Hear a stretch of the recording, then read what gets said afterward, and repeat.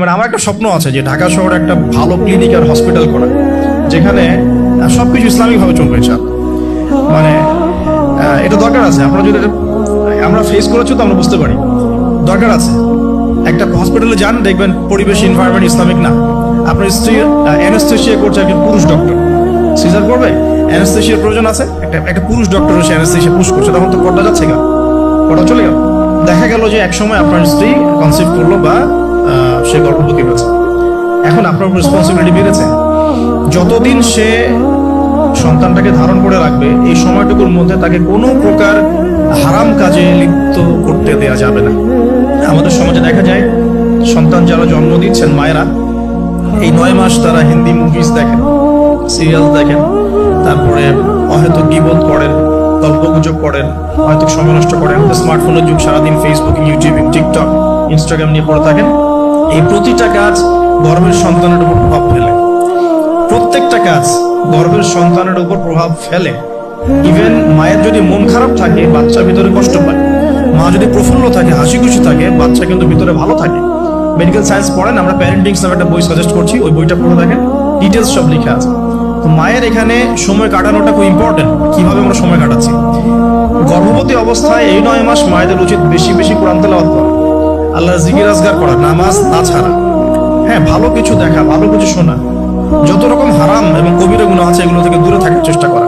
এরপর ইনশাআল্লাহ সন্তান ভালো হবে। আল্লাহ পাক দোয়া করি সন্তান যেন সুস্থ স্বাবলম্বী হয়। পাশাপাশি মেডিকেল চেকআপস গুলো নিয়মিত করাবেন, কারণ এটা খুব ইম্পর্টেন্ট ফ্যাক্ট। অনেক সময় দেখা যায় যে আমরা মানে পর্দার যেহেতু একটা বিধান আছে, তো পর্দার বিধান পালন করতে গিয়ে আমরা দেখা যায় আল্ট্রা করাবো না, আমরা এই ডক্টরের কাছে নিব না, হ্যাঁ আমরা নর্মাল করাবো, বাসায় করাবো, হসপিটালে নিব না, কিছু ওভার এগ্রেসিভ থিঙ্কিংস চলে আসে। পর্দা করবো তাহলে মহিলা ডাক্তার দেখাতে হবে, আলট্রা খুঁজে বের করতে হবে কে আলট্রা মহিলা ডক্টর আছে, আলট্রা করতে পারে খুঁজে বের করতে হবে, ক্লিনিক সেভাবে পরিবেশ তৈরি করতে হবে।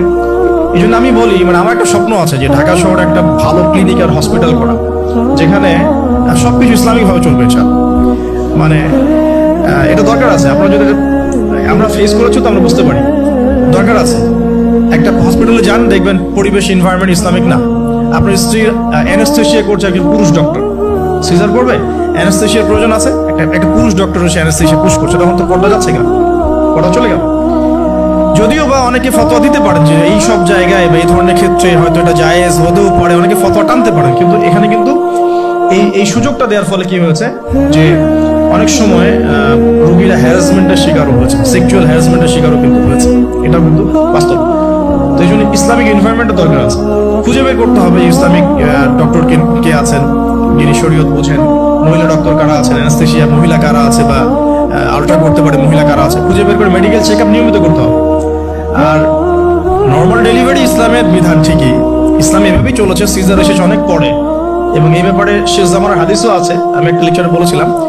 তবে কিছু কিছু ক্ষেত্রে সিজারের প্রয়োজন হতে পারে, ডক্টররা ভালো বুঝতে পারবেন। তবে এখানে দেখা যায় সাইকোলজিক্যালি অনেক সময় ডক্টররা কি করেন, রোগীদের সাথে একটু সাইকোলজিক্যাল চর্চা শুরু করেন, ভয় দেখানোর একটা প্রবণতা দেখা যায়, পরে আমরা বলি আচ্ছা ঠিক আছে করে ফেলেন। তো এখানে একটা বিজনেস জড়িত আছে, আপনারা খুব ভালো করেই জানেন, এখানে একটা বিজনেস জড়িত আছে। আর যখন একটা মায়ের একটা সিজার হয়ে যায়, পরবর্তী বাচ্চাগুলো কিন্তু নর্মাল হওয়া খুব ডিফিকাল্ট, এবং তার সারা জীবন একটা হ্যাসেল তাকে পোহাতে হয়। যাদের হয়েছে তারা জানে। তো আর নর্মাল হলে আপনি যে আমাদের আগে দাদি নানি দেখবেন 11টা বাচ্চা, আমার নানির 11টা বাচ্চা, 12টা বাচ্চা আমার নানির, আর এক নানির আমার 11টা বাচ্চা, সব নর্মাল, কোনো সমস্যা হয়নি। তারা কিন্তু ফ্রেশ খাবার খেতেন, ভালো এনভায়রনমেন্টে থাকতেন, কায়িক পরিশ্রম করতেন, তারা ফিজিক্যালি স্ট্রং ছিলেন। এখনকার মেয়েরা এমন নয়, ফিজিক্যাল স্ট্রাকচার দুর্বল, কায়িক পরিশ্রম কম, ফুড হ্যাবিট ভালো না, ঠিক আছে, ফুড হ্যাবিটটা টোটালি অনইসলামিক, ঘুমের ঠিক নাই, খাবার ঠিক নাই, হ্যাঁ এক্সারসাইজ নাই, অনেক কিছু নাই। দেখবেন তারা ফিজিক্যালি উইক, মেন্টালি উইক, তখন দেখা সিজারের প্রয়োজন হয়, নর্মাল ডেলিভারি করতে পারে না। এই জায়গায় ডিফার করবে আমাদের ক্ষেত্রে। আমরা চেষ্টা করব যে আমাদের মানে পরিবারকে ভালো খাবার খাওয়াতে, ভালো রুটিনে চলতে, এবং ভালো মেডিকেল চেক আপ করাতে, যাতে করে নর্মালি হয়। দেখবেন বাইরের বিশ্বের কান্ট্রিগুলোর মধ্যে কিন্তু খুবই কম সিজার হয়, খুব কম। কানাডা দেখেন, আমেরিকা দেখেন, ব্রিটেনে দেখেন, জার্মানিতে দেখেন, ফ্রান্সে দেখেন, খুবই কম সিজার হয়। যদি জটিলতা খুব বেশি দেখা যায় তখন তারা সিজার করতে চায়, এর আগে কিন্তু করতে চায় না। তাদের প্রযুক্তি অনেক ভালো, অনেক প্রযুক্তি আছে। আমরা কেন এই জায়গায় মানে এভাবে একটা জুলুমের শিকার হচ্ছে। এটা আমাদের ভাবা উচিত। এবং আমার মনে হয় ইসলামিক এনভায়রনমেন্টের আপনার মেডিকেল সেক্টরগুলো গড়ে তোলা উচিত। এখানে যাদের সামর্থ্য আছে তাদের এইসব প্রজেক্ট হাত দিয়ে যেতে পারে। আল্লাহ পাক আমাদেরকে তৌফিক দান করুন।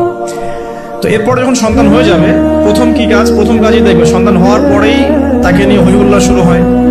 হ্যাঁ, টানা হেসরা, এটা ওইটা, কি বলবো, অপারেশন থিয়েটারে হয়তো কথাবার্তাগুলো হয়। এই কথাগুলো সন্তানের কানে প্রবেশ করে। অথচ সুন্নাহ হচ্ছে সন্তান হয়ে গেলে তাকে নিয়ে আল্লাহর কাছে দোয়া করা। দোয়া করার পর তার কানে আল্লাহু আকবার, আল্লাহু আকবার, আশহাদু আল্লা ইলাহা ইল্লাল্লাহ, আমরা আযান দিই আশহাদু আন্না মুহাম্মাদুর রাসূলুল্লাহ, এটা কানের মধ্যে শোনানো। এটা একটা সুন্নাহ, গুরুত্বপূর্ণ সুন্নাহ। তারপর তাকে তাহনিক করা উচিত। তাহনিক তো আমরা উঠেই গেছে সমাজ থেকে। তাহনিক আবার কি জিনিস? ডক্টররা তাহনিক শুনলে আটকে উঠবে। তাহনিক হচ্ছে যে কোনো আলেম, কোনো বুজুর্গ, যদি পরহেজগার, আল্লাহওয়ালা, মারিফতওয়ালা মানুষ, তিনি খেজুর বা কোনো মিষ্টি জাতীয় মধু, খেজুর, এই টাইপের কিছু একটু চিবিয়ে বাচ্চার জিহ্বার মধ্যে একটু খালি লাগিয়ে দিবে। এটা তাহনিক সুন্নাহ। তো এখন মুখে তো জর্দা, পান আর সিগারেট, তো এই মুখ দিয়ে তো তাহনিক হবে না, হবে? আল্লাহওয়ালা সত্যিকারের মানুষ খুঁজে বের করতে হবে। যাই হোক, যদি আপনি না পারেন, খুঁজে না পান, আপনি আপনার সন্তানের তাহনিক করেন, যথেষ্ট। আপনি দোয়া করেন, 2 রাকাত নামাজ পড়ে আল্লাহ শুকরিয়া আদায় করেন।